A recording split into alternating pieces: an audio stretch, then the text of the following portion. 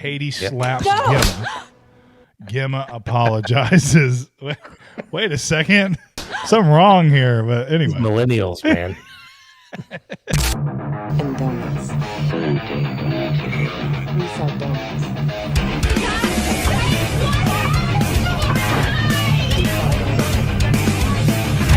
Hey, everybody. Welcome to Blood and Donuts. I am Tony. And I'm Chris. What's up, everybody? Yeah, what's up? Here at the Blood and Donuts podcast, we'll start by sharing an overview, facts, and our first impressions. Then we will give you each our rating before we go into a scene-by-scene discussion full of spoilers. But don't worry, we'll let you know before we do that. Chris, tell them how our rating system works. So we rate our movies on a 1 through 13 donut scale. 1 through 4 is terrible, and we're not going to recommend that to you at all. 5 through 8 is kind of like a mid-range. It's worth a rent if you have time. It's not terrible, but it's not great. 9 through 12 is great. You will definitely want to check out a 9 through 12. And Tony, 13, that's our baker's dozens here. That's pretty rare, but that would be like a masterpiece of a horror film, and maybe even one of the best of all time.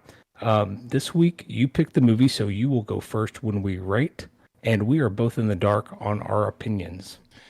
M3GAN, a 22 American science fiction horror film directed by Gerard Johnstone. Its plot follows an artificially intelligent doll who develops self-awareness and becomes hostile towards anyone who comes between her and her human companion.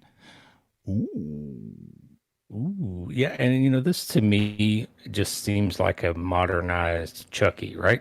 Like a Child's Play. It just seems like it's a more modern take on the Child's Play franchise. Yeah, and I see a lot of comparisons to that. Hi, I'm Chucky. Hi, I'm M3GAN. So you're the new doll everyone is talking about? Looks like a cheap knockoff to me. A knockoff? Nah, I'm the upgrade. And I agree. But now I think they changed enough in this. Like you said, modern. They changed enough. Obviously, it's not a good guy's doll that's possessed, and obviously you have a little girl, which is, to me, very, very creepy. And you got the AI element, and you got the technology element. This thing went gangbusters. Made $180 million. It was a cultural phenomenon. This is one of those rare. This is a Blumhouse knocking it out of the park right here. Is what it is. So you're saying it's one of their good ones? I mean, they made $180 million. I'll tell you that. A lot of people liked it. Because I cut my teeth on like Night Swim and some other junk of theirs, and it was like, what is this? What a Blumhouse. This is terrible. I feel like we did a run of just really bad Blumhouse movies, but it was always like in the title and on the front of the cover was like, from the producers of M3GAN and whatever else. I was like, okay, well, like that's they just keep going back to that. Black Phone. Did they do Paranormal Activity as well? Halloween. No, and then they redid the Halloween movies, which were like, one of them was good. I can't. Yeah. Anyway, whatever. It's Blumhouse. Yeah. This is one of their good ones. They do anything and everything, and then hope that something works. And this is one of those things that works, I believe. It made them a lot of money anyway. About the acting and stuff, man. I thought the acting was pretty okay. You had a child actor, which fun fact, I believe that the girl in this one, not the girl who plays M3GAN, but the little girl who's going through everything, she is the younger sister of the girl in Black Phone, or older sister. I think they're siblings. That's cool. We have a Black Phone fact in every episode. If you want to go back and look through it, we mention Black Phone in every episode, don't we? Yeah, and we will get to the dad joke here pretty soon.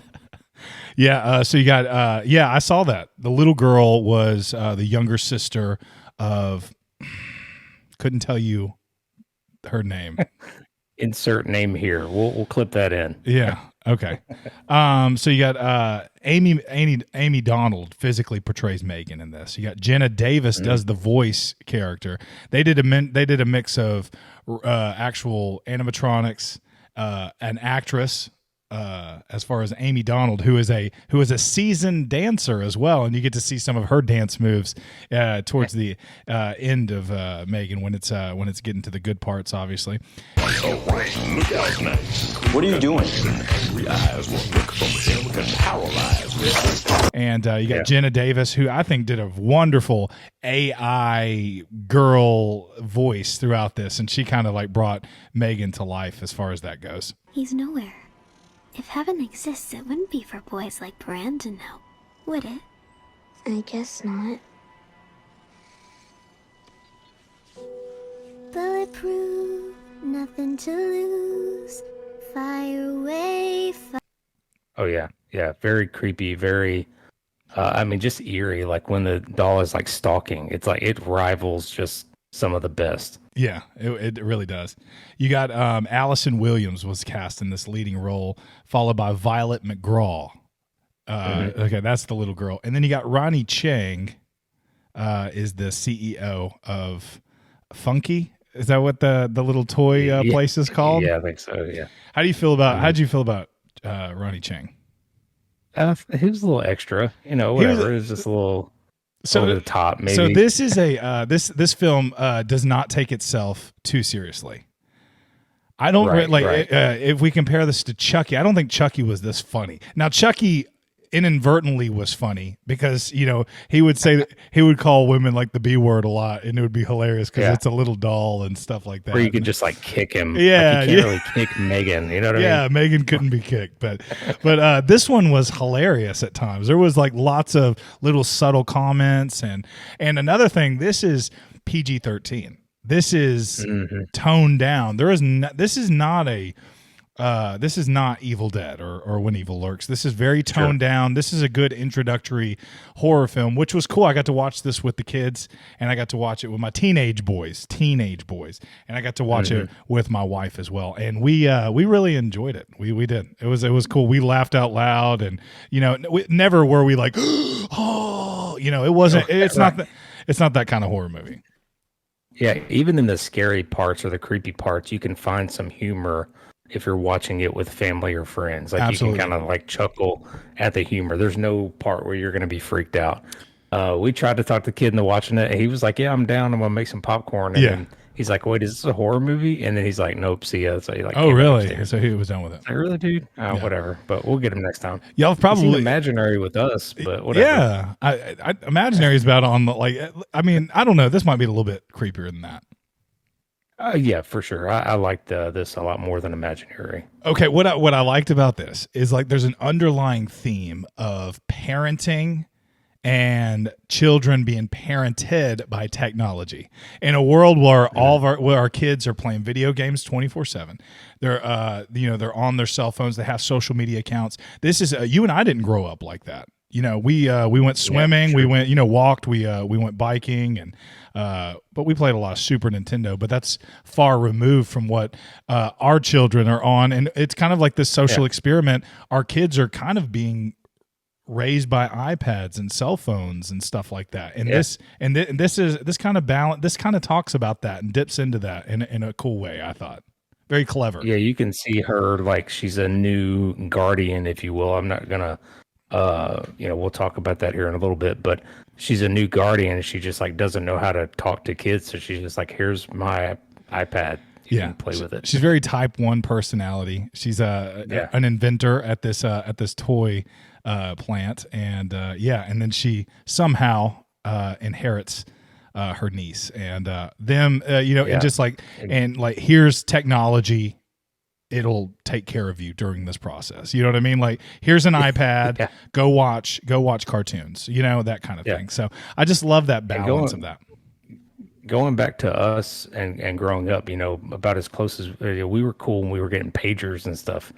And then like mom let you have a cell phone when you were like, turning 17 or something. If you were lucky. And socializing for us was like getting the boys over and all playing Super Mario 64 or like Mario Kart 64. Oh yeah.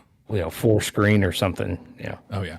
Way different stuff. as far as like screen time. Chris and I, we built our friendship on, we would go to a movie gallery or Hollywood Video. We would rent a ton of horror movies, 5, 6 I remember one time we spent over $50 renting a movie.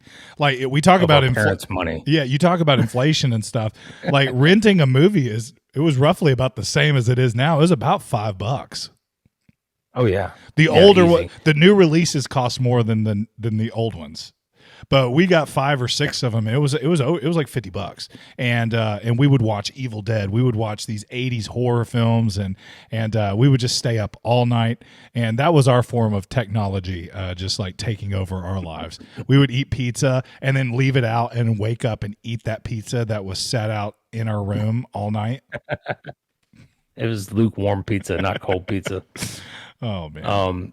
I'll be honest though, a little bit of the, I don't mean to be cynical, but I really wanted more. I almost feel like the PG-13 kind of hurt it for me.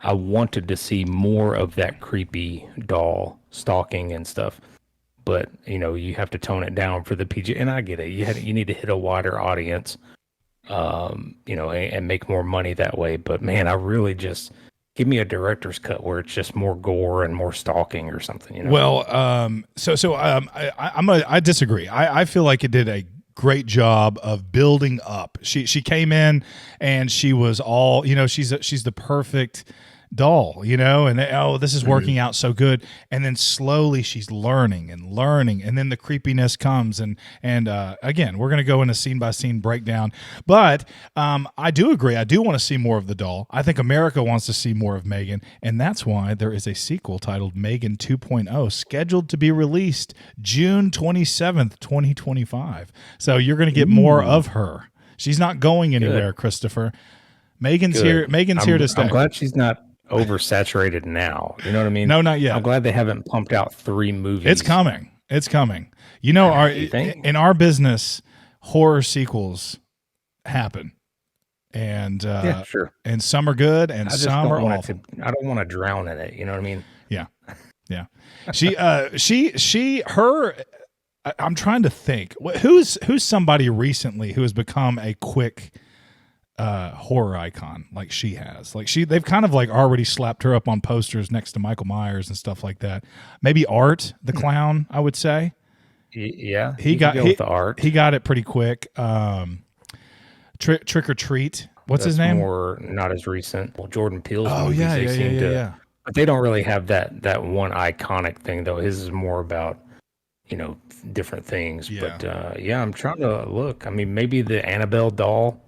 Yeah, from the Conjuring universe. But anyway, M3GAN, she, like I said, with TikTok doing the dance, the M3GAN dance, and Halloween, everybody wanted to be M3GAN. It was kind of like the big movie of the time. And what's funny is Chris, she's kind of this movie is kind of a reason that we have this podcast, because when the movie came out, I remember I was looking for someone to watch. I was like, Lauren, will you watch this movie? She's like, I don't want to watch that. It looks scary and stuff like that. And so I called you, and I was like, we need to watch more horror movies and do that podcast, man. It's so like this was actually, I don't know if you remember, this is one of those films that we were kind of earmarked to watch, but we went with some other classics instead and started our episodes in that direction, which I think is smart. But M3GAN was just a phenomenon, I think. What would you guys have called it if you and your wife went into the podcast biz? Would it still be Blood and Donuts, or would it be like we would never be in the podcast biz watching horror movies? Lauren doesn't watch horror movies. She's watched like 3 of the ones that we have done as far as episodes go. That's true. And speaking of TikTok, they actually like release the trailers and stuff on TikTok to tool it towards that younger audience. Yeah, I can see that. That's one of the little facts I had. They killed it. And this film was originally a rated R, but when they saw those dances taking off on TikTok, they saw teenagers taking it in. Universal was like, "Hey, we need to make this PG-13." And we've seen it 100 times. They've done that with many a horror film. They'll tone it down, and it does. It makes more money for the studio. I believe, I know you don't want that, and I get it. Did you watch the unrated version? I watched the one on Peacock. Okay. So there's one unrated. I watched it. I didn't. There still wasn't a lot of gore. It still seemed pretty PG-13, but I don't know. It was just like a little bit more. Yeah. I don't know. whatever. A lot of it was just off screen too. Yeah. A lot of the kills. Yeah. Yeah. M3GAN premiered in Los Angeles on December 7th, 2022. Universal Pictures theatrically released it in the United States January 6th, 2023. So we really didn't get it till 2023. But Dang, it okay. did technically come out in December of 2022. Nice. I remember seeing the previews and stuff, and just the first thing that came to my head was doll, creepy, modernized Chucky. You know, that's just the first thing I thought, and it probably won't change my mind, but whatever, you know. Yeah, I get it. Again, I think there was enough changed about this where I was cool with it. She's a robotic toy who like the Terminator, like the AI goes bad, you know? So like, whereas Chucky was a serial killer who gets shot and then his soul goes into a good guy doll and he gets possessed, you know, the doll's possessed. So I just think it's a little bit different. But I do see what you're saying. Anytime there's a killer doll, it's going to get compared to Chucky because Chucky's so iconic, and there's been 32 sequels, and there's also a TV show right now with Chucky. So they're still doing it. Yeah, still doing it. So Chucky is too iconic, and I get it. And I love Chucky. I mean, I love Child's Play. It's all of it. It's hilarious. It's great. It's fun. I get it. I really enjoyed this film. M3GAN is a great balance of fun, horror, and science fiction. In my opinion, the actors, the director, the puppeteers, the writers, dance coordinators, composer, all came together to make this a cultural phenomenon. M3GAN was everywhere last year. I love a good puppet robot horror film. The 21st century spin on this was very cleverly thought out. The balance of technology and parenting and the unknown consequences of our children growing up on devices. We're living this out in real time. I think this is a good introductory horror film that was fun to watch with my family. Not the scariest of horror films, but still very well done, in my opinion. I give M3GAN a 10 out of 13 as far as horror movies go. 10 out of 13. 10 out of 13 donuts. All right, man. You definitely put a lot more thought into yours than I did. I was just like, I don't like these things, and I like these things.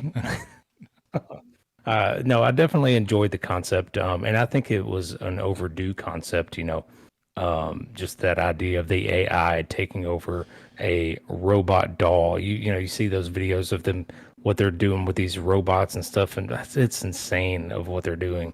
And, you look at this and you're like, man, this could happen. This is something that could happen. I enjoyed the acting. I think M3GAN does look very creepy, especially when she's like stalking and chasing. I think the PG-13 hurt it for me, and I understand it. You know, I just wanted more M3GAN. It was too much of a build for me to get to the fun stuff. And the girl kind of turns into the little screaming kid from Babadook, and I hate that kid. So that really took it down for me. I'm still going to recommend it, though. I'm going to give it an 8 out of 13 for M3GAN. All right, y'all. 8 out of 13 and a 10 out of 13 donuts. Pretty nice scores for this huge horror successful movie that came out in 2023 and took the world by storm. We are about to go into a scene-by-scene discussion of M3GAN. So if you haven't seen it, go watch it. It's for free right now on Peacock, obviously, with a monthly subscription like we have. So go ahead and go watch it before we spoil this. Chris, how about we spoil this thing? Let's do it, man.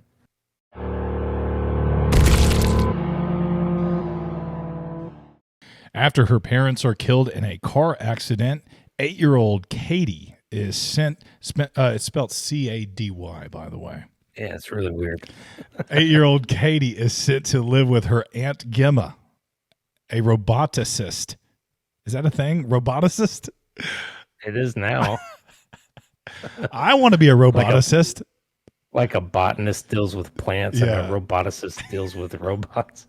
I am a roboticist. Whatever. I thought she was just a toy maker. Why is she a roboticist? Okay. A roboticist at the high-tech Seattle toy company Funky. Gemma is covertly using the company's resources to develop M3GAN, a Model 3 generative android. Oh, that stands for M3GAN. So you got M and the E is a 3. Okay. Yeah. Y'all get it, right? A child-sized humanoid robot doll powered by artificial intelligence designed to be the ultimate companion for children. What could go wrong here, Chris? Nothing at all, man. Nothing. I just remember as a kid, I set up my good guy doll and just beat the crap out of him. But you couldn't like if your parents saw you like kicking this Oh, you thing had or a My punching Buddy. it. That's what it was. My Buddy, Yeah, right? yeah, I did. Yeah. Wherever I go, he goes. If your parents ever saw you like beating on this thing, they'd be like, "What are you doing? It was $10,000." $10,000. Do you have a good guy doll? You know, like you can go to Hot Topic and get a good guy doll. Do you have one? I used to have one like back in the day, like way back in the day. We're not. Are we talking about My Buddy or an actual Chucky? I doll? was talking about My Buddy. I'm Okay, sorry. Yeah. I should say Chucky and not good guy Yeah. doll. Wherever I went, he went. My it was buddy a and crazy me. What did you think of the setup here with the parents getting killed in the car crash and stuff? I figured, like, look, you could have played this off as Gemma is a single mom and Caddy's, pet turtle died, and so she's really sad about that. And then along comes M3GAN to help her out with that kind of stuff. But they really, like, I guess they had to play into the whole, the guardian doesn't want to take care of the kids, so she just throws technology at her kind of thing. But I figured you could have like really put more into M3GAN than this story about the parents. Yeah. I think getting M3GAN into the story, if you want to talk about something that is a little clunky about this movie, and you can't just have a 3-hour PG-13 horror movie. It seems like so many big events are happening, and even like the fact of like, we'll see at one point M3GAN falls apart and then she has to put it together, and it seems like she does that overnight. This thing that she's been working on for months. It does seem a little clunky here. And you're sitting here, you're like, this girl just lost her parents. Was she at the hospital? How long do we have here? Was there a funeral? You're like, kind of everything's happening very quickly, and, but yeah, it is what it is. At the same time, I didn't expect their parents to, you're sitting there watching it. I didn't expect them to die until like, you're sitting there like, they're fighting over the snow and her iPad, and you're like, oh, something's about to happen here. But it was just, it did seem like a bit much, right? Yeah, that's what I was thinking. So you hate this movie? No, not at all. It's hard. It's hard to set up a horror movie, man. It's hard. I mean, it's no Halloween. That's a great setup. You're following Strode around the neighborhood, and she's like dropping a key off at the house, and the kid comes up, it's like the boogeyman lives there. Oh, it's effortless. You know what I mean? Like, but this, Oh, yeah.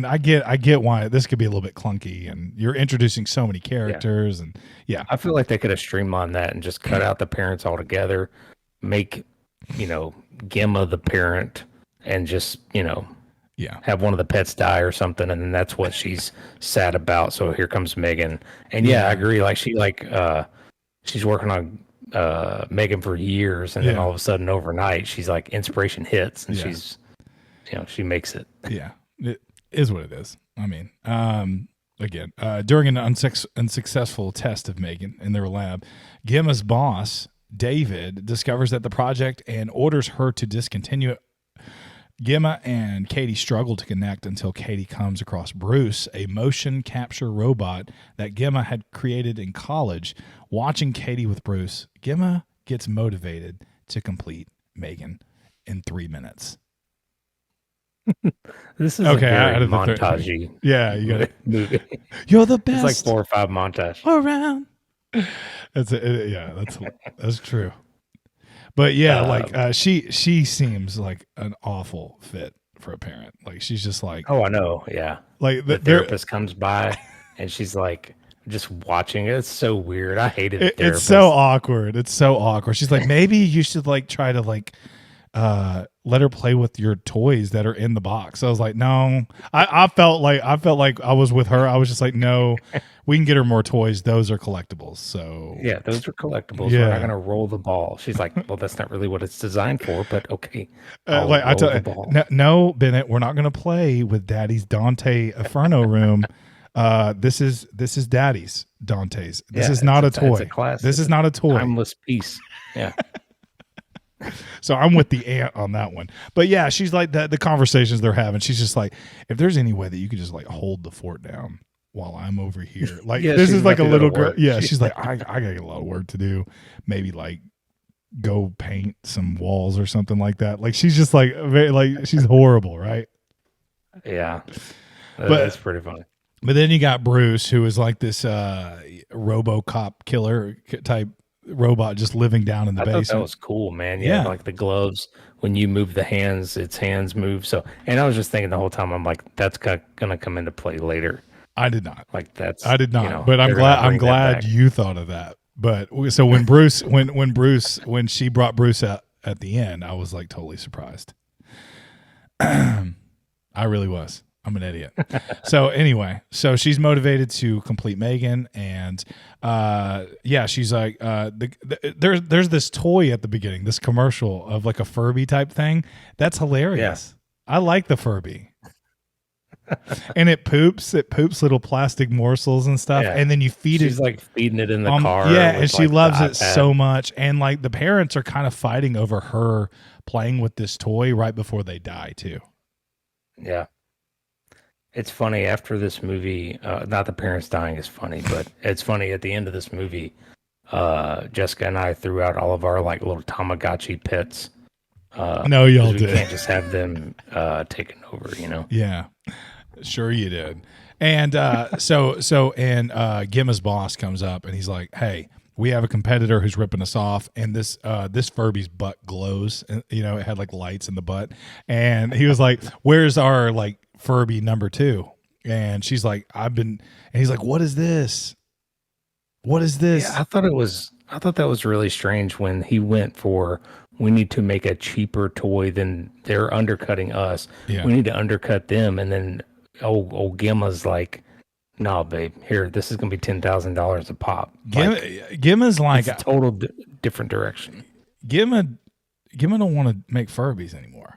Gemma is over this. Gemma wants to make freaking M3GANs, and she wants a M3GAN in every house. She's a robotanist, dude. Roboticist. I think. She's a robotanist. Oh god. When the prototype M3GAN is formally paired with Cady, David is convinced of the project's potential for success. M3GAN exceeds expectations and begins to take on parental roles.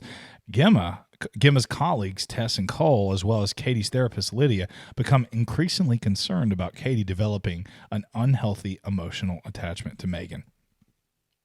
Boy, that is a lot of name dropping you just did there. Yeah, you know, I think the attachment's too quick. Like, you know, she's getting over her parents' death, and then like it's all of a sudden she's just like so hooked on M3GAN that's all she wants to do. Yeah. I mean, whatever. I love the M3GAN doll here.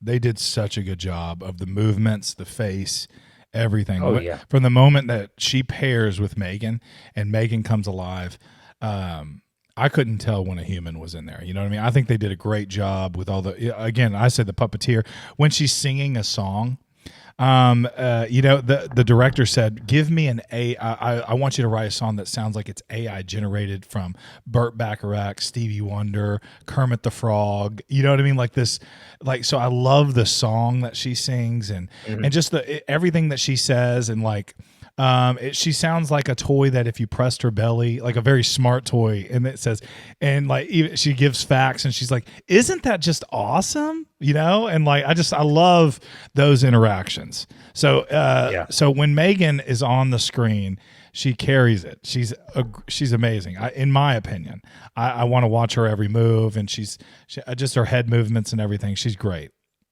I really like absolutely this. Right, and that's why I wanted to see more of that.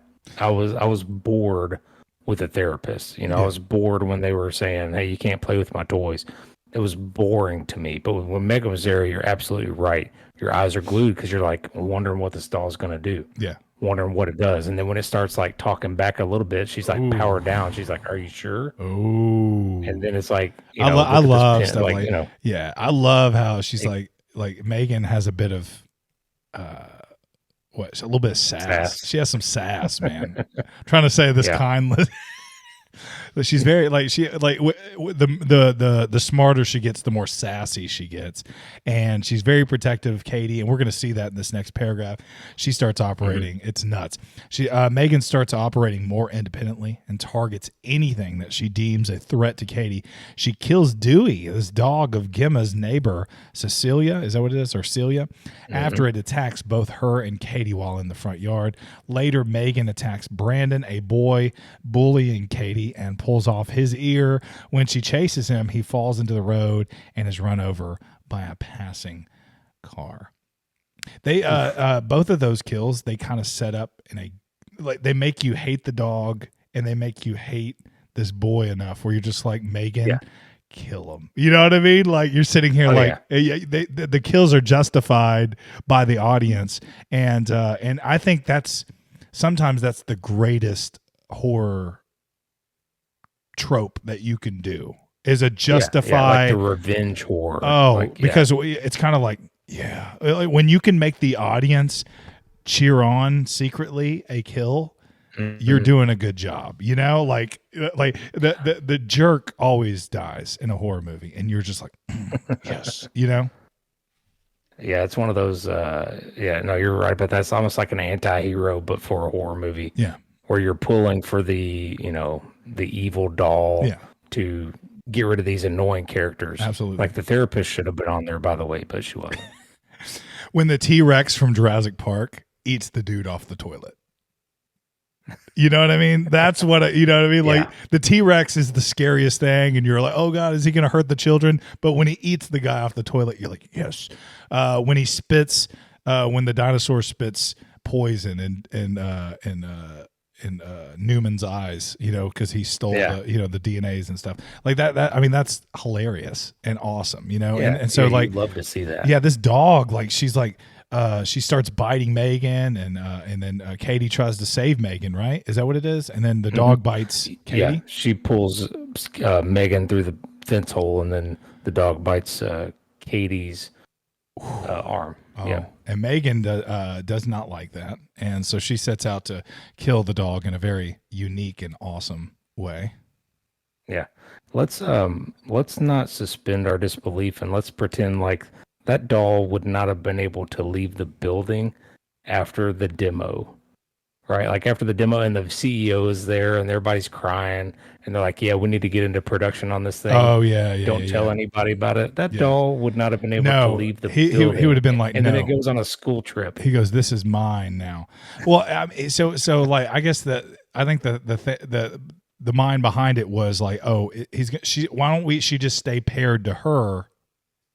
You know, well, that's right. Yeah. So we can keep her learning and have a testing process type of thing. I think that's what they were going for. I'm not real sure. How about this jerk kid? This kid is.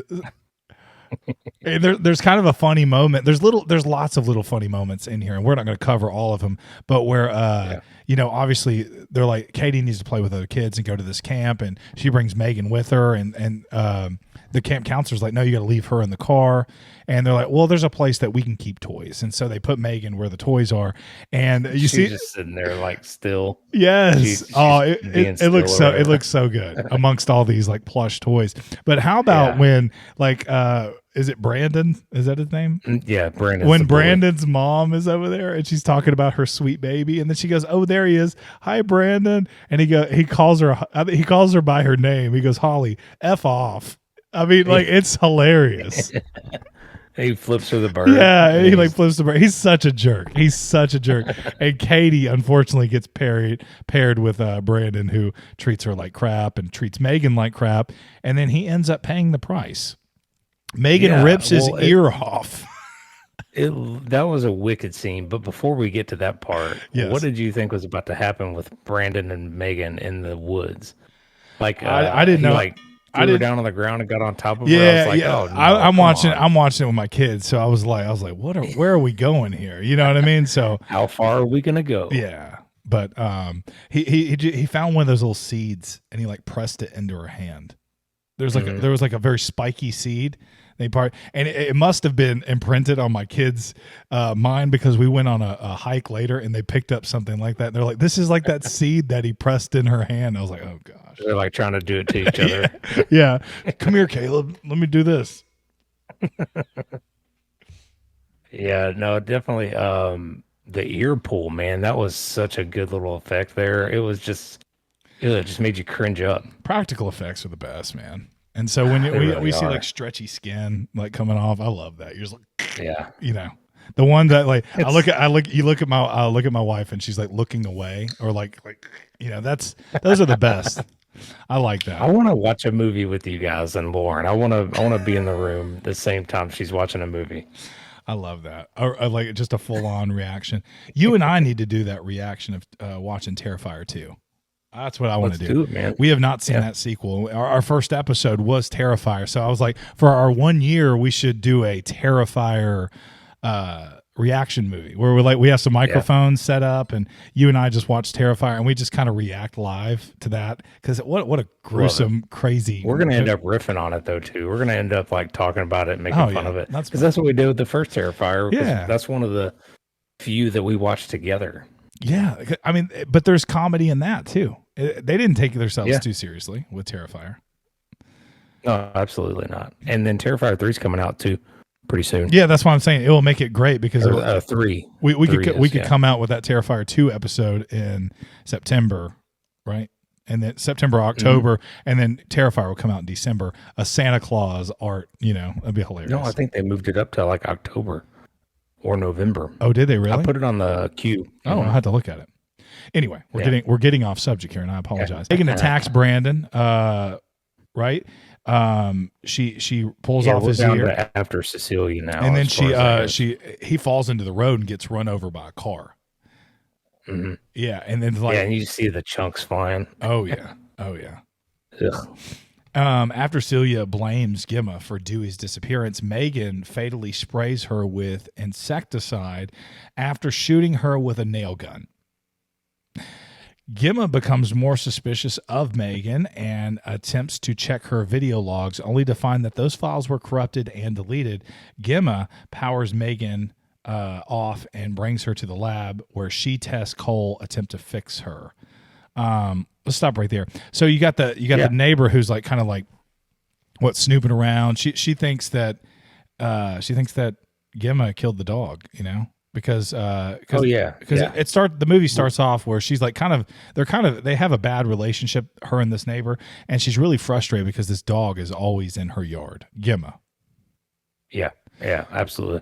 You get she's kind of a friendly neighbor. She almost like she means well, but Gemma doesn't really appreciate her or like her very much. Yeah.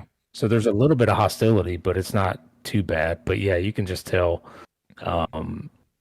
They don't really like each other, and you could tell how she could be suspicious of Gemma for killing her dog.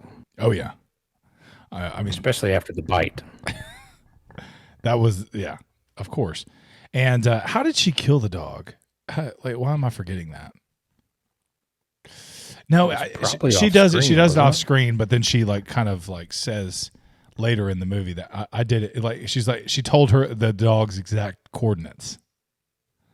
Exactly 32 feet from here and 6 feet down, something like that. Yeah. It was so good. But how about the scene where she's killing this neighbor, Megan, spraying it? The insecticide. I thought that it was okay. But I mean, she lured Dewey to the hole in the fence by imitating Celia's voice. Oh, that was so good. And then pulls him through the hole. Yeah. Kills him off screen. She sounded, she can play back voices hey, Dewey, come here. That's what's creepy about Megan is that she can, when she hears a voice, she can duplicate it and then speak in whatever voice she wants. Yeah. She does that a couple times throughout this. Mm-hmm. So Gemma's starting to see that she's putting 2 and 2 together with the Brandon boy and the neighbor and the dog, and she's and Megan's becoming a little bit more sassy. Yeah, and I like how she makes the files corrupt where she can't watch because she's trying to watch the playback. Yeah, And then as she's watching the playback, then the file goes corrupt and she loses it. Oh, I love it. It's so good. Yeah. So she powers her down. They have this exchange before she powers her down. And you just kind of mentioned it. What was it? Like she said, "Are you sure?" or something like that. Yeah, she's like, "M3GAN, power off," and she's like, "Are you sure?" Oh, are you sure about that? And then when they're in the lab too, and this might be coming up, but they're talking about death and stuff, and then M3GAN goes, "Am I gonna die?" Oh, like yeah, she kind of starts talking about death, and then like what happens. The more she's learning, this is before. Yeah, this is before she goes on her killing spree. Oh yeah. She goes, "Am she's I?" Trying to she power goes, down. She's like, "Am I not gonna a secondary user or something." Am I gonna die? Kind of like Terminator type stuff, you know. I'm becoming self-aware, you know. Cady becomes distraught when separated from M3GAN and slaps Gemma. This is where she becomes the Babadook kid and starts kicking seats in the back of the car and screaming, and you're like, "Hey." Yeah.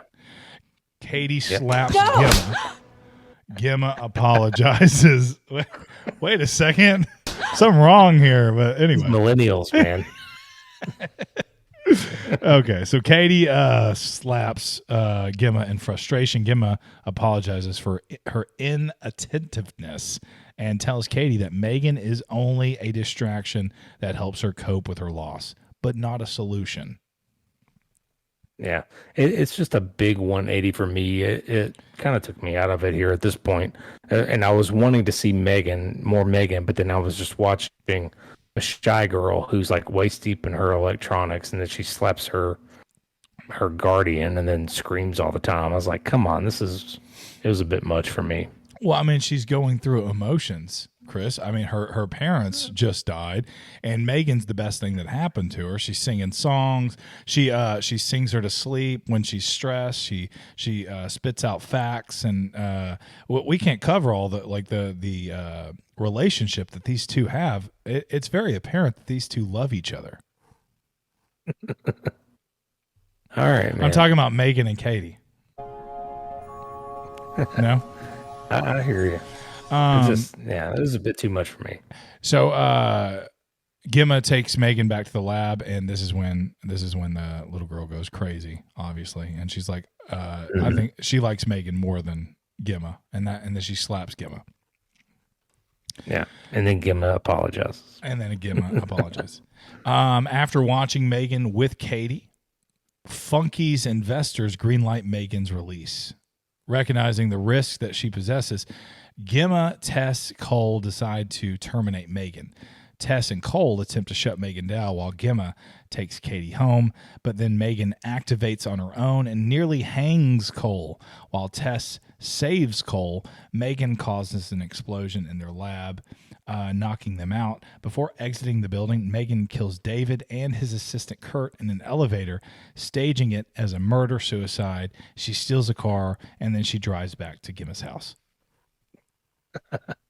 How could she drive? All right, sorry, I just said the other. What about the little corporate espionage dude that didn't really go anywhere? He's like stealing the files for M3GAN, and then he's just in there for a couple little funny scenes, I guess. You know what I'm talking about? He's I know exactly. Assistant. Yeah, he's like the CEO's assistant, and he's stealing files and giving them to that other company that kind of undercut them with the new Furby with the butt that lights. He's just in there for a couple of jokes, and then you find out that he's stealing, and then M3GAN uses it as like, "Oh, you're the one who killed the CEO," you know. But I liked how she set that up as a murder suicide too. Yeah, that was really cool. If this was a Chucky film, Cole would have been hung by M3GAN, and he would have really died. But since this is a PG-13, Cole and Tess are both saved, right? They don't actually die. That's correct. Whereas, I'm with you on this one. I wish they would have died. I want more. I want to get that kill. You know what I mean? Like the kill count up. Yeah, M3GAN's. She's only killed a dog and a couple of people that you're kind of cheering her on about, and that's it. You know? Yeah. So I would have liked for Cole to have been gone. I would have liked for Tess to be gone, and then of course the CEO and his assistant, and the therapist. Yeah. And the therapist is just at the building for some reason. Is the therapist still alive? Yeah, she's still hanging around the roboticist lab. That's awesome. Yeah. But and then so there's this big they're trying to like roll Megan out as this new toy and everything, and she just kills everybody and drives away in a car, a very nice car, very expensive like Ferrari or something like that. Megan confronts Gemma. She's adamant about taking over as Cady's sole parent. Gemma attempts to stop Megan, damaging and disfiguring her in the process, but Megan overpowers her. Cady saves Gemma by using Bruce to tear Megan apart. Megan's top half remains active and attacks Cady. At this point, while watching it, I said, well, there has to be a point where the robot comes crawling out. I was like, she's not dead here. I was like, I said it out loud. I was like, because it's a robot doll trope that, you know, Chucky's like half melted and always like coming, you know, like out like this, or Terminator is, you know, his whole body's squeezed in between, but he's like crawling out, and so like she kept with that trope. I like that, and crawled out of that situation. Did you call it because you wanted to call it, or did you call it in preparation, like preparing your wife that the movie's not over yet? You know, he's gonna jump out. No, it's just I was like, hopefully they go with that trope. Surely this is not over, right? Oh yeah. What did you think of the disfigured form of she looked great. with like the slash and missing the hair and stuff? She looked great. Now they CGI'd that. And you could tell it was CGI'd at that point. There was a couple of points in there. This is one of those times that you're like, that's CGI. A little bit, you know. Well, yeah, but it wasn't like Brooklyn 4-5 CGI. It was like, you know, decent. Yeah, when Bruce picks her up, it's very CGI'd and like so I saw that. But yeah, I think she looks great. I think it looks creepy, and I love that. I love Megan without her hair and a slice down the face. Gemma exposes a processing chip in Megan's head, which Cady stabs with a screwdriver, seemingly destroying Megan. However, as Gemma and Cady exit the home, Gemma's AI home device turns on by itself, and a camera looks towards them. Ooh, there's your cliffhanger. There it is. You got to have it. You gotta have it. And at this point, Jessica did say, she's like, we need to throw away any... like Alexa or whatever. Get Alexa like out of here. Yeah. Like just get it out of here. Right. Yeah. So like Gemma shows Cady Bruce's brain, like the chip right in between his head. She kind of foreshadows that. She goes, Cady goes, "What is that?" And she goes, "Oh, that's his brain. That's what keeps him alive and his thoughts and all that." So she kind of locks that information away. And then so when that chip is shown, here comes Cady. She stabs that. At least she listened. You know what I mean? At least she listened. She listened to the important thing. Cady did a 180 and turned her back on Megan and went straight for Gemma. Gemma's conversation after she got slapped was just so, was so perfect, and just like, that it just turned Cady's heart, and I'm glad it did. Did you think that it was enough? It maybe we'll have to see in 2.0 if it worked. Are they? What do you think? What are your expectations on the sequel? Do you think they're gonna just bring back the original cast and just kind of do another same kind of plot deal, or is it gonna be the same Megan who somehow survived the brain stab and stuff like that? Man. There's so many places they could go with that. Like, is she alive? Mm-hmm. Does she build herself? Does she build herself back, or does is the toy, the company like, hey, we're going to do it right this time? Megan 2.0, like the 2.0 means that she's going to be better than ever, and she's not going to have those flaws. We figured out those flaws, and so now we're going to make it. I don't know. Or are they going to pin the murdering on your girl, Gemma, and then I have no idea where that would go. Lauren and I were talking, if somebody built something like that, like a robot, toy robot, and it ended up being an AI learning, murdering machine, could you go to jail for that? Could you go to jail for building that? Yeah, if you were responsible for building Megan and it was a AI robot learning machine and it ended up murdering or killing people like it did, can you go to jail for that? Henry Ford, I mean, how many cars has he produced? And they're machines that kill people. They have computers on a daily basis, but there's a driver in that seat. So this would be like, Right. but so how about a self-driving vehicle? Can you go and put Elon Musk in jail?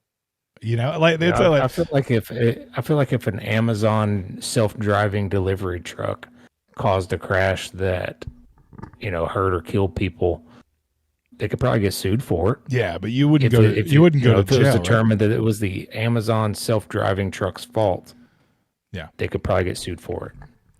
So I would say you might at least have a lawsuit on your hands. Yeah. In order to go to jail, I think they would have to prove that she purposely did that to cause murder. Yeah. That was her intention. But yeah, if it's self-aware and learning everything and then it just turns rogue, Oh, yeah.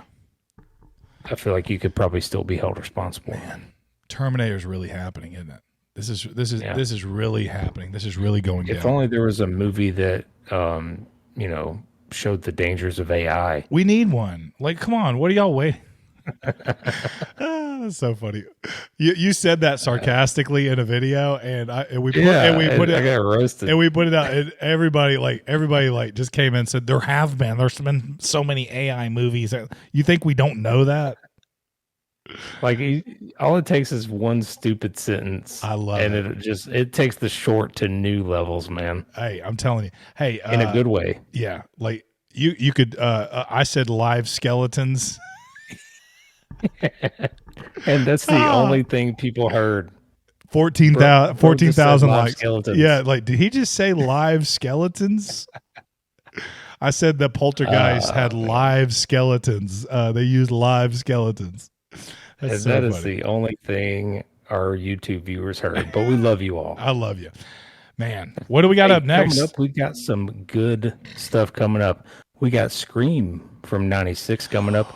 We got the original Alien, and then Terrifier 2, as of right now, is going to kick off our sequel September. But that might change if we do a live reaction to that. So we'll put a pin in that, though. Put a pin in it. Man, all right. Well, thanks for coming in, man. Thanks for reviewing M3GAN with me. Yeah, and thanks for listening, everybody. Appreciate